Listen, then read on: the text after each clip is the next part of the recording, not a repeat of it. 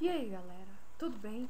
Meu nome é Thaís de Castro e nós vamos estudar agora uma técnica de teste que não é tão sistemática, né? São técnicas baseadas na experiência do analista que servem como um complemento para as técnicas de caixa preta e caixa branca, né?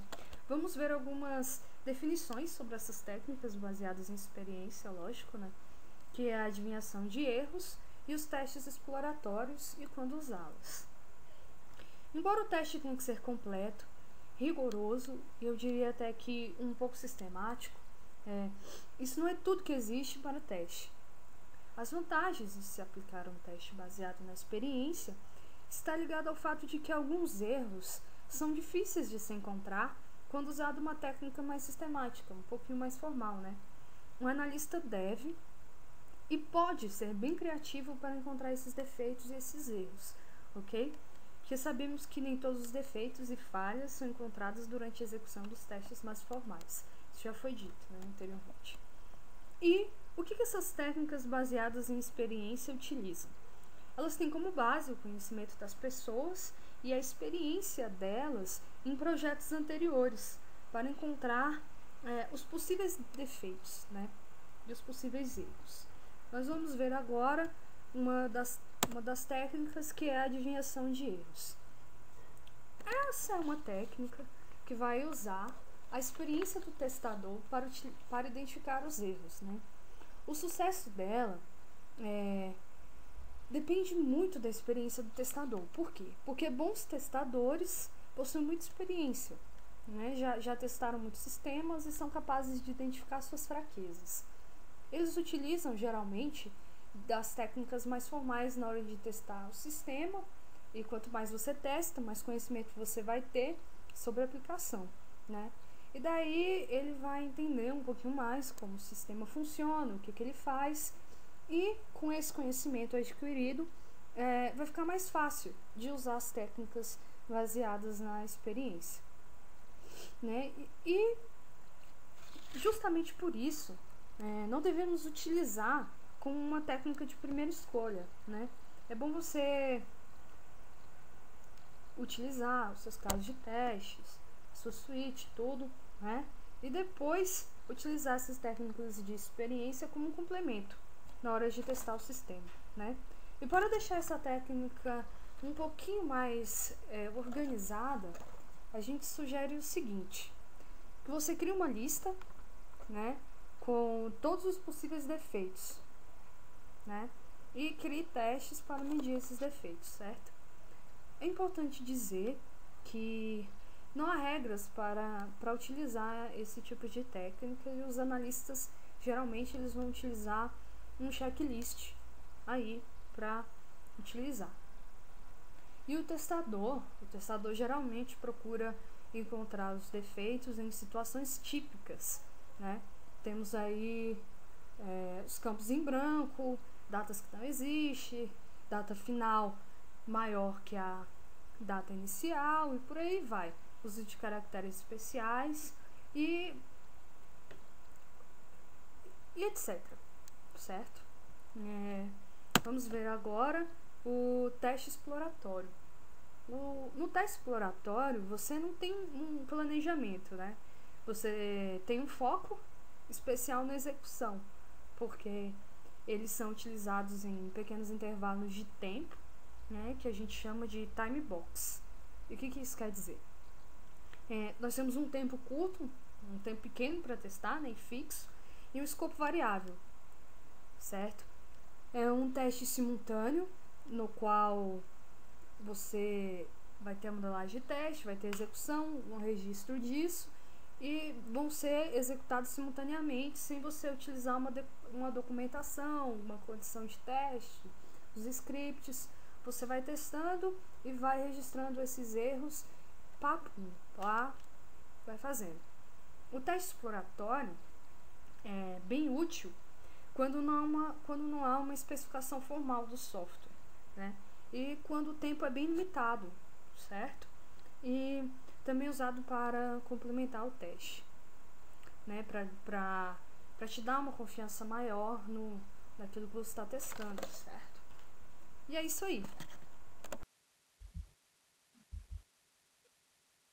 Olá pessoal, meu nome é Paulo César Vieira e hoje eu vou falar um pouco sobre um método de teste, usado para gerar casos de testes, que é o método de caixa branca.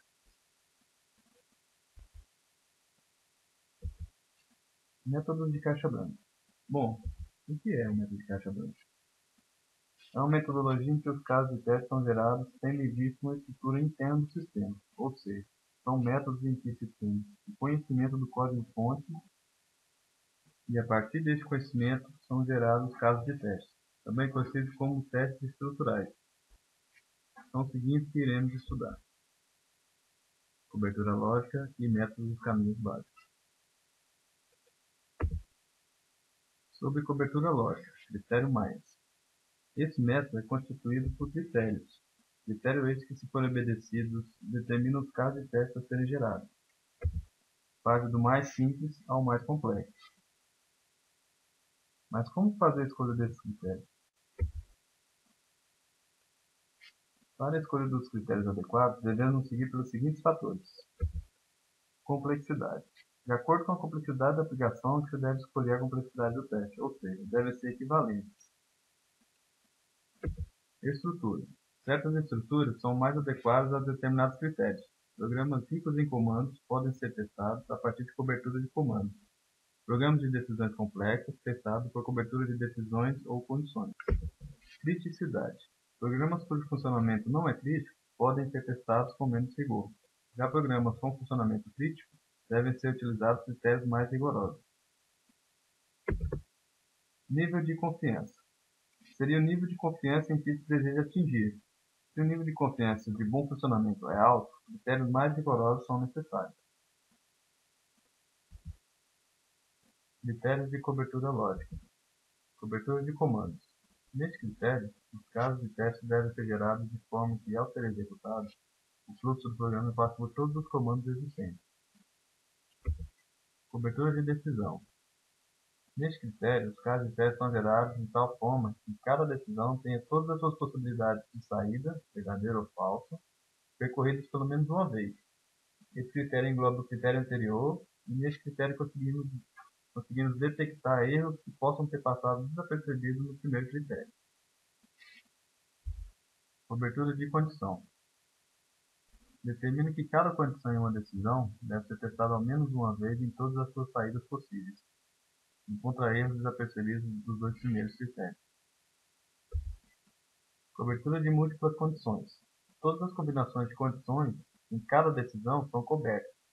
Este é o melhor critério e o mais abrangente também, mas possui um problema. Por ser tão abrangente, um alto número de casos de teste será gerado. E quanto maior esse número de casos de teste, maior o tempo e maior o custo para realizar todos os testes. Bom, agora eu vou falar um pouco sobre o método dos caminhos básicos. Esse método foi criado pelo matemático norte-americano Thomas McGee, e sua lógica consiste essencialmente em fazer com que os casos de teste sejam gerados em forma de fluxos de programa, em que passa por um número mínimo de caminhos entre entrada e saída, sem o risco de ocorrerem redundâncias. Nos métodos de caminhos básicos, nós temos o grafo de controle. O gráfico de controle é um gráfico orientado que descreve o fluxo do controle do sistema. Existem setas nesse gráfico que indicam o caminho que o sistema percorre até chegar no seu ponto de saída. Aqui nós temos alguns exemplos de gráficos de controle que aparecem essas características, que são as setas indicando o caminho seguido pelo programa. No gráfico de controle, identificamos os chamados caminhos independentes. Dentro de um conjunto de caminhos identificados para um gráfico, dizemos que eles são independentes quando nenhum deles é formado da combinação de dois ou mais caminhos. Para determinarmos o número de caminhos independentes, chamados de complexidade ciclomática, existem três formas. Vamos a elas.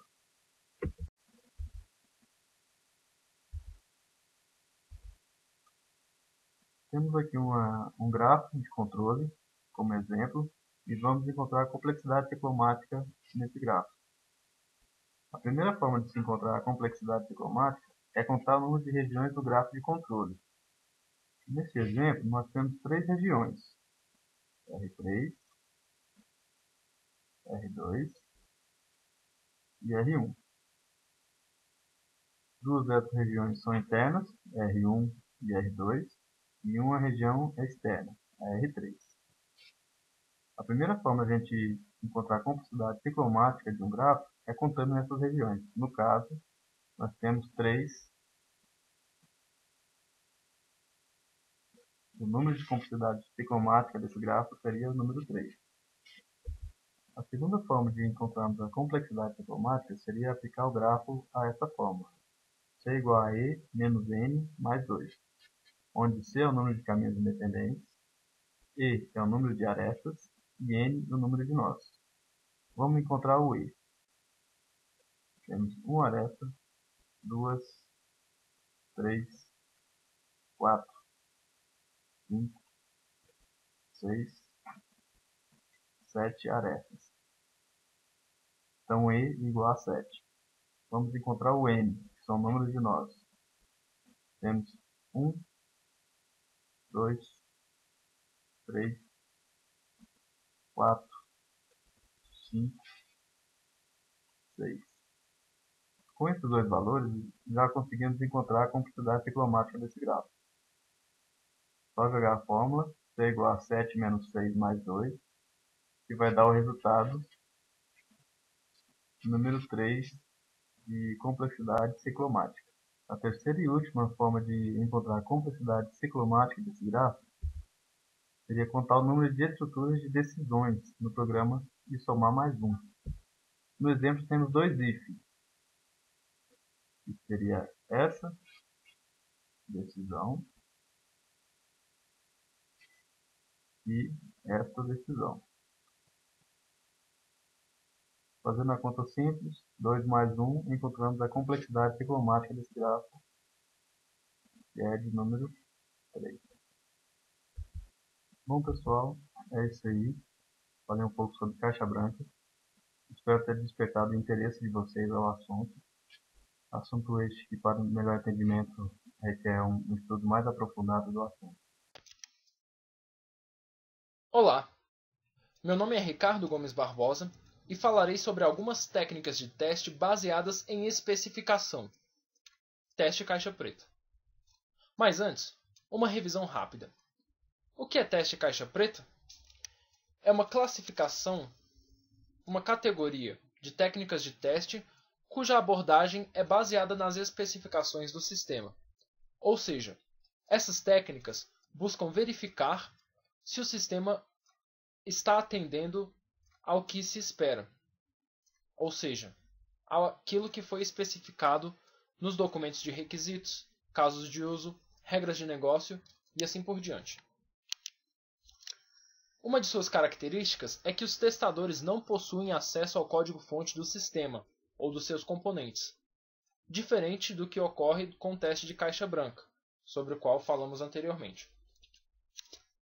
Embora haja toda uma gama de técnicas de teste caixa preta, me aterei às seguintes: teste de release, teste de cenário, partições de equivalência e análise de valor limite. O teste de release é um tipo de teste que se dedica a testar uma versão do software que é liberada para uso externo ao ambiente de desenvolvimento. Ou seja, geralmente esta release é para uso de clientes e usuários. Ela busca o convencimento dos stakeholders, no sentido de demonstrar a eles que o sistema é bom o suficiente para ser utilizado. Uma subcategoria do teste de release é o teste de cenário, o qual descreve, através dos cenários, maneiras de se utilizar o sistema. Uma de suas vantagens é que ele auxilia na elaboração e na melhoria dos casos de teste. Sobre partições de equivalência, é possível classificar as entradas e saídas de um sistema e separá-las de acordo com as especificações do software. Esta imagem, por exemplo, mostra um universo de entradas possíveis do sistema, as devidas partições feitas com base em regras de negócio, por exemplo, e estas partições, por sua vez, são processadas pelo sistema, o qual exibe um universo de saídas possíveis. E dentro deste universo, possuem as saídas corretas e as respectivas partições de equivalência de saída. De acordo com Somerville, partições de equivalência também podem ser definidas através da experiência dos testadores. Ou seja, além de ser uma técnica de teste baseada em especificação, ela também pode ser baseada em experiência, dependendo do contexto. Os testadores mais experientes sabem que certas entradas de dados podem fazer com que o sistema gere erros. E estas entradas geralmente correspondem a valores localizados entre as partições de equivalência ou nos limites dessas partições. Em outras palavras, estes casos possuem maiores chances de apresentar bug. E a análise dessas entradas, mais arriscadas, digamos assim, se chama análise de valor limite, a qual é demonstrada na imagem a seguir. Podemos ver um conjunto de partições de equivalência de entrada, o qual divide os valores numéricos. As setas vermelhas destacam justamente os valores limites. E nessa região há, como foi falado, mais chances de ocorrerem bugs.